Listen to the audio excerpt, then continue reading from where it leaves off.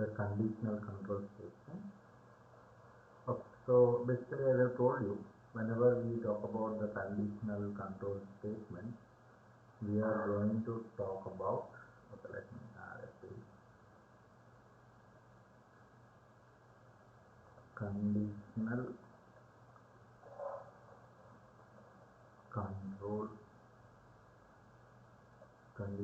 control statement structure. You can call it anything. Okay. So we will talk about the structure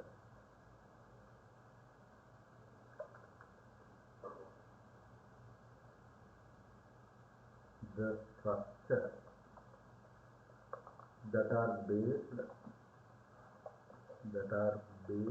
on condition or a constant. Okay.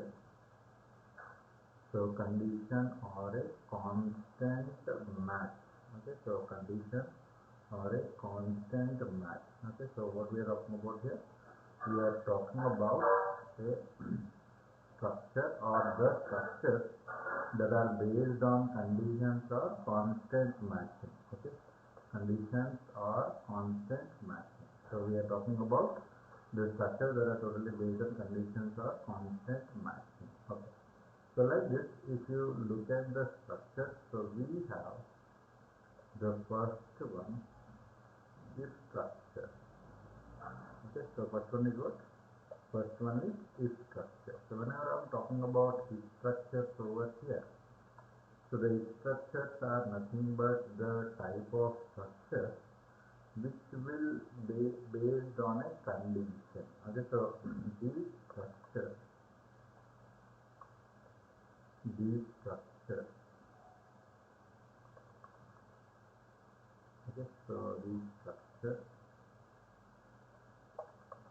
are completely based on, so completely based on a condition, or condition. Okay, so this structure will be completely based on condition or condition. Okay, so condition or condition. So there are many types.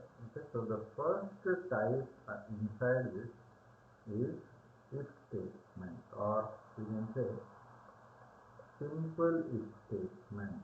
So if statement or simple if statement. So if statement or simple if statement. So in this we have a condition. So in this we have a condition that will evaluate to true or false. So we have a condition that will evaluate to true or false. If the condition is true, if the condition is true,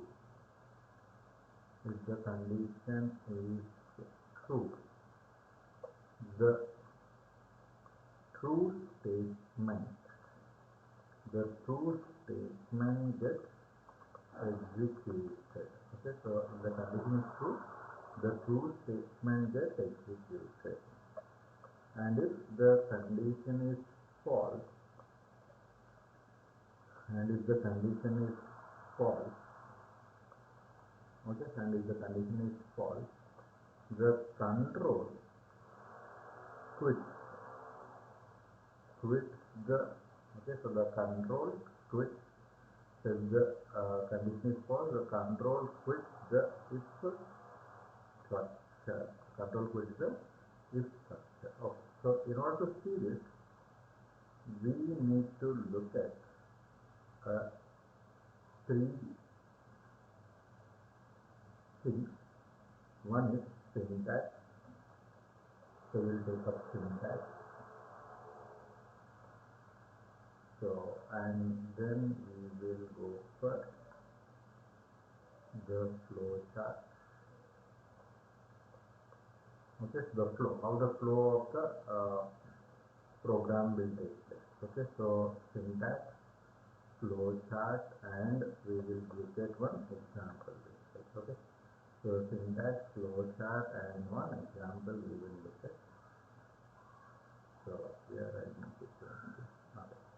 So when I am talking about this particular structure, so what I am talking about here, I am talking about, okay, so what I am talking about, okay, I think,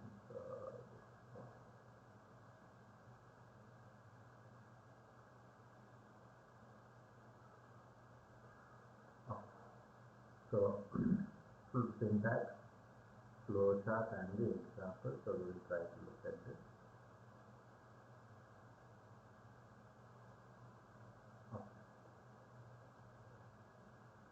So syntax, flowchart, let me move it here. Okay.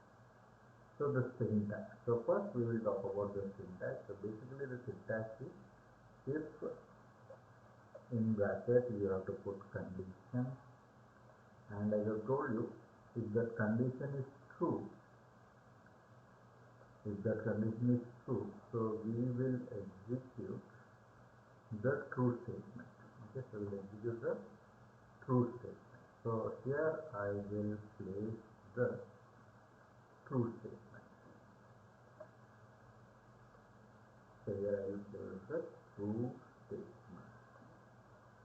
Okay, so if the condition is true, so I will get the true statement. Okay, so true statement. So how the flow chart will look like, we will understand. So when we look at the flow chart over here, so the program flow,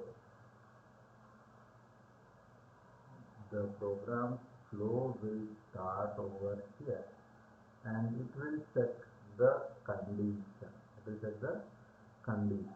So it will check the condition, and if this condition is true, okay, so this condition may be true or false. So if this condition is true, a true statement gets executed. Okay, so this condition is true, a true statement gets executed, and this is control basically. So control enter, control check the condition. So control will be either true or control. I mean the condition will be either true or false. If it is true, the true statement gets executed, and the control will be out. Okay, so control will be out of the if. So if exit over here. So if starts over here, and if exit over here. So if the condition is false, nothing it will do, it will simply go out. Okay, it will simply go out. So now one simple example we would like to look at.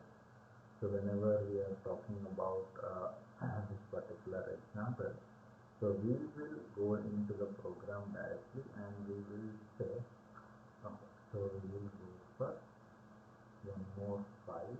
So we will select Java, new Java file. Sorry. So new Java file. So in this Java file, so we will have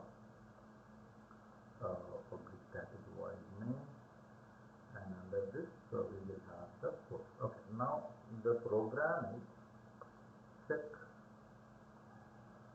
whether a number, to check whether a number is uh, 5. Check whether a number is 5. So what we have to do here, so we have to check whether a number is 5. So here, one thing you have to observe is, a number can be anything. Okay, so number can be anything. Okay, so here the number can be anything.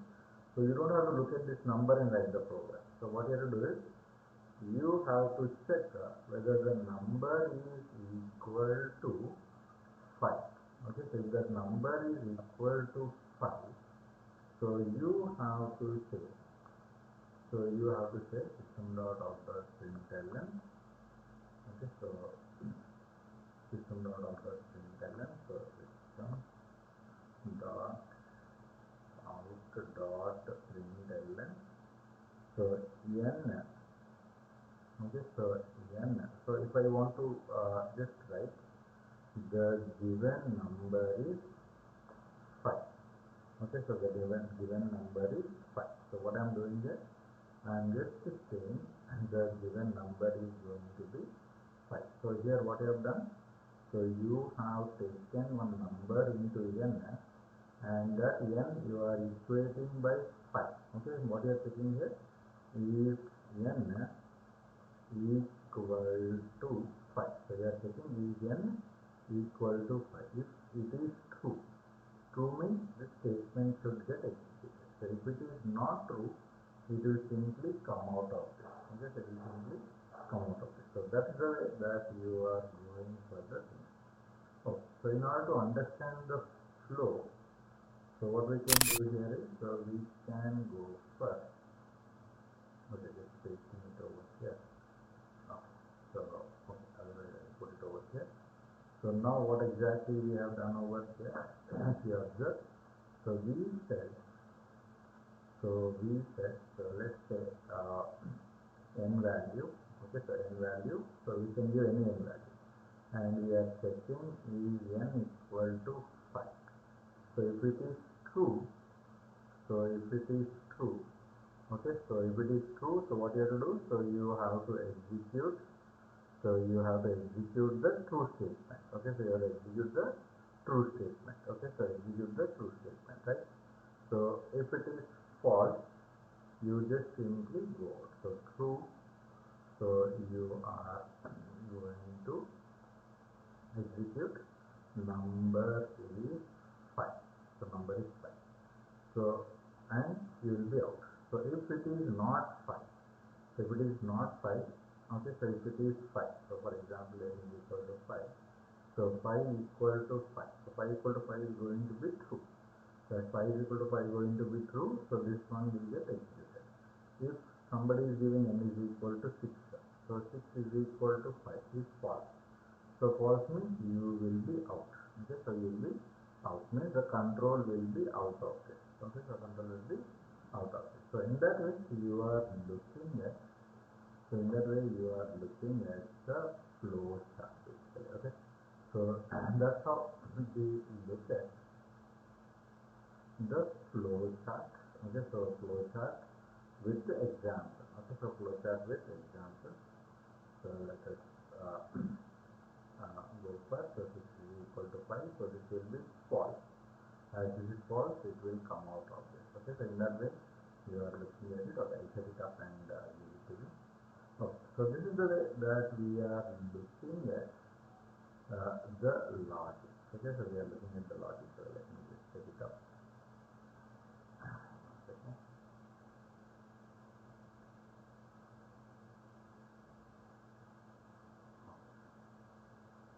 So in this way, we are going to look at the if logic. Okay, now 2 or 3 examples we will go for. So example, check whether the last digit,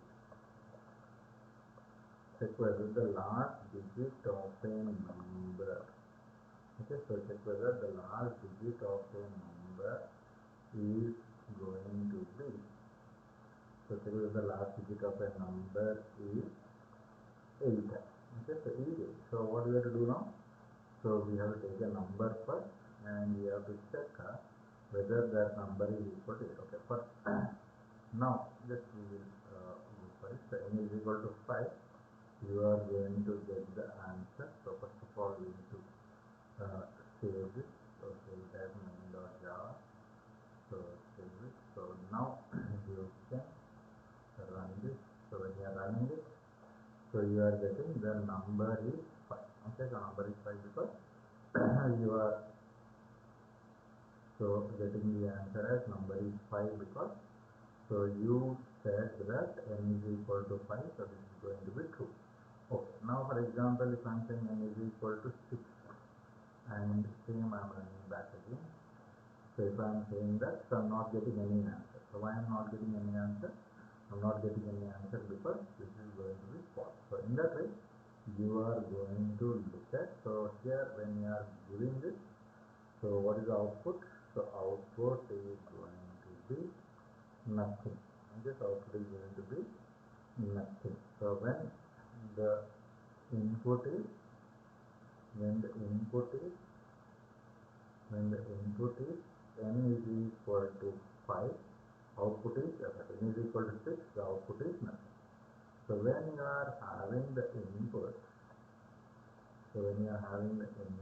of n is equal to 5, so what is the answer going to be? So the answer is going to be the number is 5. Okay, so the number is 5. So in that way, you are looking at the input and the output. Okay, so input and the output. So that's how we are making the things possible with the help of the if logic. Okay, so if logic, it will check a single condition, and if that condition is true, so it will go for, so if that condition is true, it will go for the true statement, and if the condition is false, it will just simply come out. Okay, one more example I have told you. Now what we have to do is, so we have to check whether the last digit of a number is 8. So let's say n is equal to something like 5418. Okay, so 5418. So n is equal to 5418. So here last, so I should get the output as last digit is 8. Now at the same time, if I am giving another number, let's say I am giving another number, so wherein I am going to say 3147. So what I should get here, so I should not get any answer because the number is, the last number is not 8. Okay, so that's the way that we need to, so here you should not get any output. So no output. So how we can write this? So first we need to understand how we can get the last digit. Okay, so how we can get the last digit. So the number is 5418. The number is 5418. So now I want its last digit. So in order to get the last digit, so we need to divide the whole number by 10 and take the remainder. Okay, so you have to take the remainder. So you have to divide this number by 10 and take the remainder. So remainder means what? So remainder means, okay, so you should use modulus. Okay, so when I am saying remainder, so you should use modulus basically. Okay, so 5418. So I am saying 10. So 10 5 50. So 10 4 40, and here 8. So 10 1 10. And what is the remainder here? So remainder is going to be 8. Okay, so in this way you are going to get this 18. Okay, so you are going to get this 8. Sorry. So you are going to get 8. So 8. So 8 you are getting, and 8 you have to check. Okay, so the number whatever you are getting, so you have to check with so you have to check with something like 8. Okay, now let the remainder be r. Okay, so let the remainder be r. So what we can say simply, int r is equal to n mod 10, and then I say if r is equal to 8. So if r is equal to 8, and give one statement. So in that case you can go for the logic. Okay, so first we have to take a number, check whether last digit is 8. Okay, now n can be any number. Okay, so 5418 we have taken. Okay, so and here what I will say, int r is equal to n modulus 10. So 10 is fixed over here. Okay, so n modulus 10, and now I will go and use, say r is equal to 8. So if r is equal to 8, so again what you are checking, so you are checking is r equal to 8. So your r equal to 8, you are checking that, and once you are saying that, so what you can do here, so you can say the number, the last digit of the number is 8. So the last digit of the number is 8. So when you are doing this, so if you run this here, so if you run this, something like run Java, so here you are getting the last digit of the number is 8. Okay. So when you are giving number 5418, so what is the output that you are getting? So output that you are getting is the last digit is 8. So you are getting that number. Okay. So last digit is 8. Okay. So last digit is 8. So this is the way that, okay, so the way like that. Okay. So this one is the output. Okay. So that's how you are getting the output. So now for example, if I am saying 2317, okay, so if I am saying 2317, so if I am giving here 2317, so you will not get any output. So you will not get any output. So why you are not getting any output? Because when you say 2317, so what literally happens? So 2317, you are dividing by 10. 10 into 20, so 31. So 10, 3, 30. So 17, so 10, 1, 10. So 7 will be remaining. Okay, 7 will be remaining. So 7, we get no output. Okay, so we get no output. So in this way, you are looking at the program for the program for finding whether the last digit is 8 or 8, checking whether the last digit is 8. So in that way, you are looking at the program. You are looking at the program. Okay. Right. So what happens with if is an if structure, and if structure is limited to a single okay, so single condition and execute only if the condition is true. Execute only if the condition is true. But sometimes these questions I may ask it in a different way. So now for example, if I ask you 8, because the last digit is 8 or not. Okay, so 8 or not. So I can ask the question in this way. Then this will not help us because it is giving you this answer. So what answer I am expecting? I am expecting the last digit. So what is my expectation over here? So my expectation is the last digit of the number is not 8. So this is what is my expectation. Okay, so this is what I am expecting to go for. Okay, this is what I am expecting to go for. Okay, so if will not help you in doing that. Okay, so an if structure is limited to a single condition, so it will execute. It will execute only when the condition is going to be true. So if the condition is false, it simply comes out. Okay, so in order to get away from this, we go for if else. So we go for if else. So when I am talking about if else, so if I am talking about if else over here, what does an if else tell us? This structure will set a condition. This structure will set a condition, and if the condition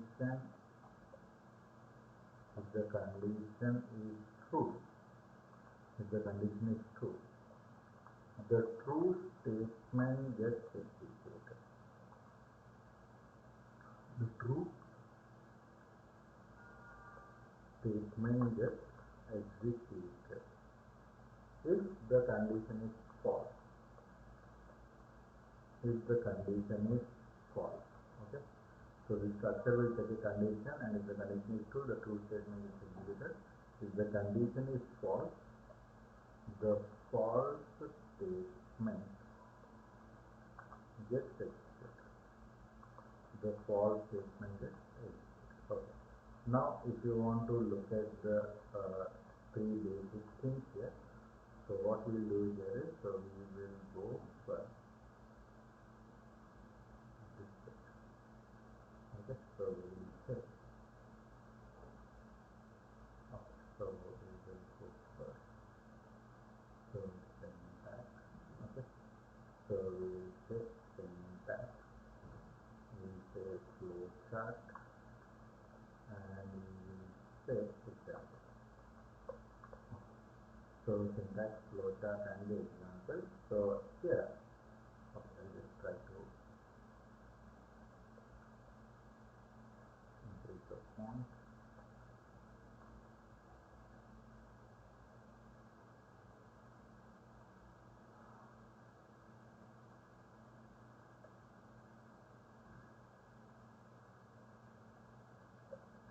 Okay.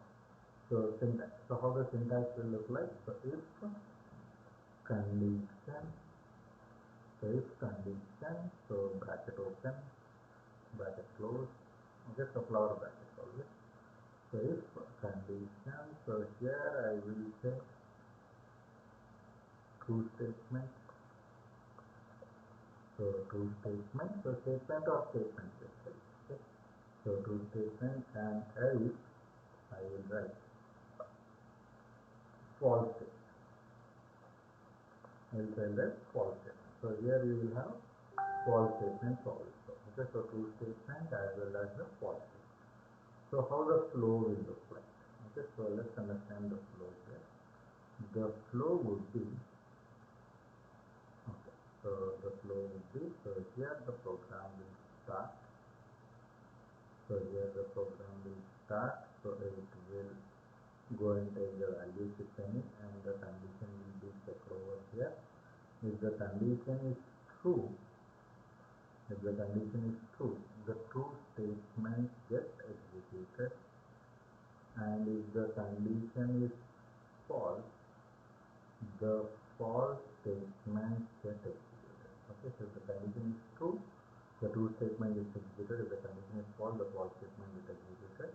And after the true statement execution and after the false statement execution, it has to end the if exit. Okay, so this is a control flow. So control flow starts here. Control flow checks the condition. If the condition is true, the true statement is executed. If the condition is false, the false statement gets executed. So that way, that's the way that we look at the if else statement. Okay, so now what I will do is I will go for the two examples that we have by using if else. So first we will complete this. Now I should write else. Okay, so I should write else, and I should say, okay, so else, and I should say system.out.println. So this one I can just set it, and then I can write the last zero number is not 8. Okay, so not 8. So simply run this, and here it will say, so number is not 8 because 2317 is here, so you are getting this answer. Okay, so you are getting this answer. So what exactly I have done over here? I have made, so I have made a program which will check both the things. So what are the both things here? So both things are going to be uh, true also and false also. If it is true, the true statement gets executed. If it is false, the false statement gets executed. So in that way, you are looking at, the true statement as well as the false statement. Okay, so true statement also and the false statement also. Okay. If you go for this example, if n is equal to 5, you all go for this example. So we will take n is equal to 5. Okay, so what we are going to say, so this is not required. If n is equal to 5, okay, so if n is equal to 5, so the number, okay, so number is equal to, okay, so the number is equal to 5. So number is equal to 5, and here if you take up. This is going to be the number not equal to 5. Here is the number not equal to 5. Okay, so number is not equal to 5. Okay, so not equal to 5. So if it is 5, definitely you are going to get the answer as number is equal to 5. Okay, so number is equal to 5. And when you are having something other than 5, let's say you are having some 9. Okay, so if you are having 9 and if you say run, so here you are getting the opposite result. Okay, so you are getting the opposite result. So what is the opposite result here? The opposite result is the number is not equal to, okay, the number is not equal to 5. So in this way you are looking at, okay, so you are looking at the value, okay, so you are looking at the value, so which is either equal to 5 or not equal to 5. Okay, so this is the way that you are going further. Okay, now next program. So develop a program.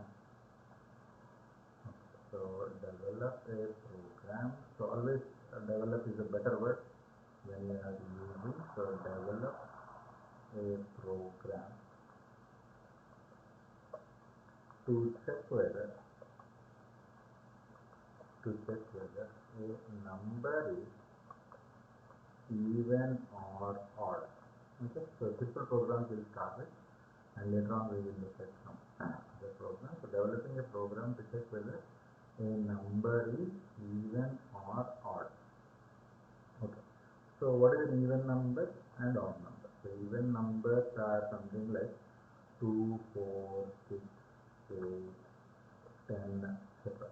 Right? So there are so many numbers like this. So what is the specialty of these numbers? They are exactly divisible. So they are exactly divisible by 2. They are exactly divisible by 2. And then if you are saying odd,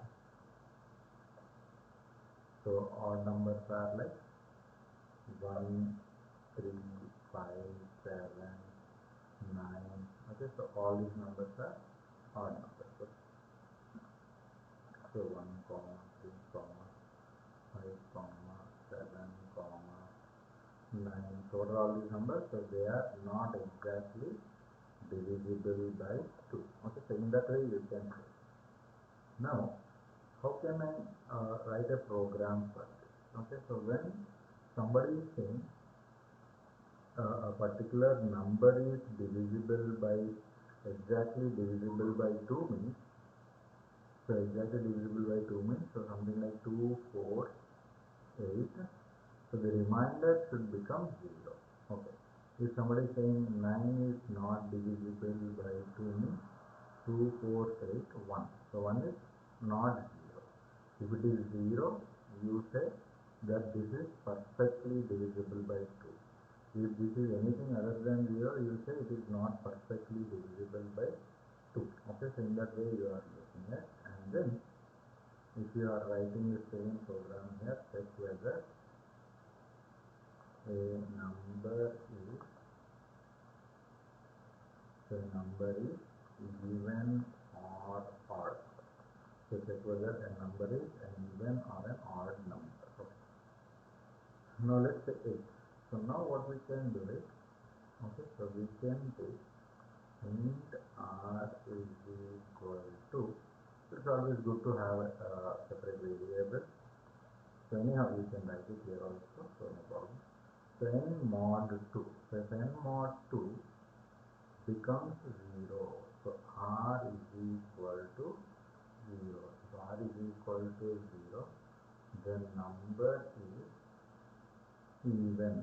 The number is even number. Okay, so the number is even number. Okay. Now otherwise we can say the number is odd. The number is odd. So why we can say that? Because if it is not equal to 0, okay, so if it is not equal to 0, so we are saying that it is else part. Okay, else part. If this is true, okay. So if this is false, the else will get executed. Else will get executed. Okay, so in that way you are looking at, so let's say run. So the number is even. So for what input we are getting the number even? So for input 8 you are getting the output as number is even. Okay, so you are getting the output as the number is, so the number is even. Okay, you are getting number is even. Okay. So for example, you are giving something like 5. So here suppose you are giving 5. So 5, and then you say run.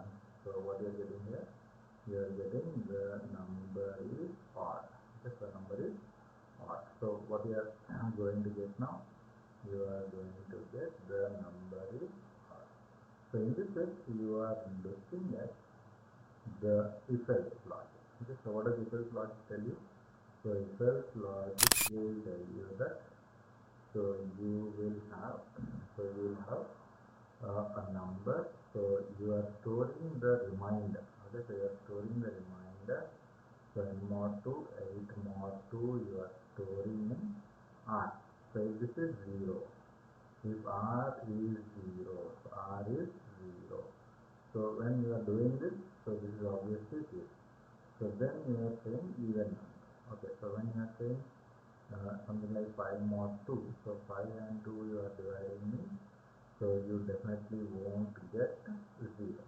Means 1 equals to 0, false. So false means it will go and execute the next one. Okay, so the else part is that. Okay, so that's how you are looking at the even odd program. Okay, okay. So develop a program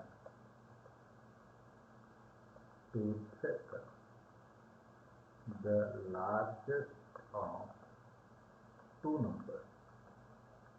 Simple program. Okay, so initially as I told you, simple program. So the complexity of the program will increase when we get the logic. Okay, so develop a program to check the largest of two numbers. Okay, now here you require two inputs. Okay, so let's say you have int u or int x1 is equal to and int y1 is equal to, now for example this is 8 and this is 5. Now what you have to check? So you have to check is x1 greater than y1. So what you will say is, okay, so if x1 greater than y1, if x1 is greater than y1, if x1 is greater than y1, so what you do is you will say, okay, otherwise I'll write it in the document only. So when I'm talking about this, so what we are talking about, so we are taking, okay, so check whether, okay, so check largest of two numbers, largest of two numbers. So this is the largest of two numbers. Okay, so as I told you, x1, okay, so x1 is equal to,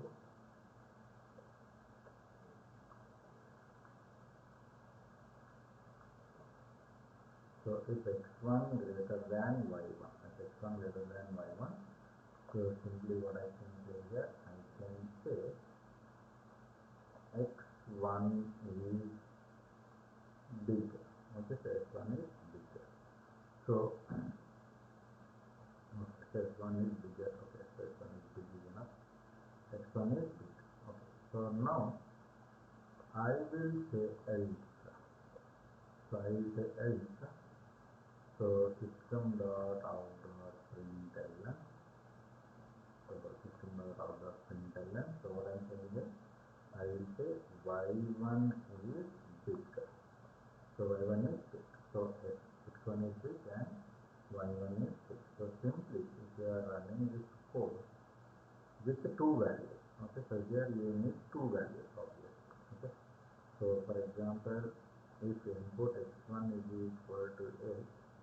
and y1 is equal to 5. So what should be our answer here? So our answer should be x1 is 6. Okay, x1 is 6. So how it is being done here? So now x1 and y1 are common. If this is true, if this is true, so this one should get executed. Okay, so if this is true, this one should get executed. If this is false, okay, so if this is false, so obviously this one should get executed. Okay, so in that way you are looking at it. Okay, so now if at all I'm just exchanging the, let's say this becomes 5 and this becomes 8. Okay, so this becomes 5 and this becomes 8. So we are having x1. So x1 is equal to 5 and y1 is equal to 8. So here you will get y1 is 6. Okay, so y1 is 6. So simply run this. So here you are getting y1 is 6. Okay. Now for example, if you are saying something like 50. So here you are going for x1 is 6. Okay.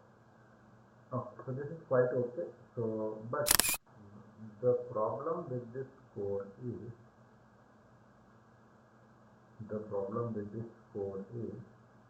suppose suppose both the values are 15. Suppose both the values are 15. So what exactly happens when both the values are 15? If both the values are 15, you are going to get, so this is third case, so we'll write the third case. So the third case is going to be, so here also 15 and here also 50. So here also you get y1 is 2.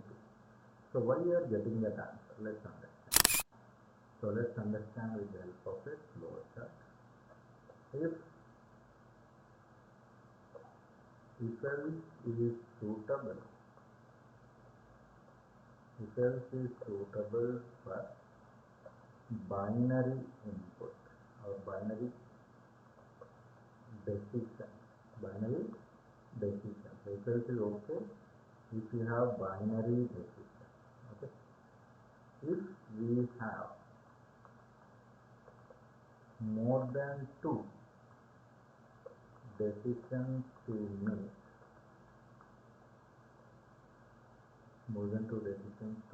so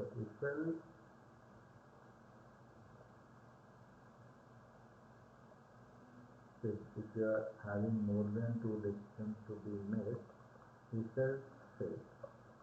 Okay, for example, this one. So in this one what happens? In this one if you observe, we are having x1 is 15, x2 also is 15.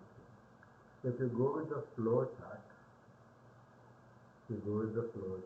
so x1 greater than y1. Okay, so 15 greater than 15. So obviously it is going to be false. As it is false, it will print y1 is 6. So it may be the right answer, but it is not a perfect answer. So the answer I am expecting is going to be both are same. Okay, so expected answer going to be, so expected output. So expected output is going to be what? So expected output is going to be x1 comma y1 are same. So with which logic we will get this answer? So we will be looking at in our next session. Okay. So hopefully you understood today's session. Any doubts, any questions if you have, you can ask me right now.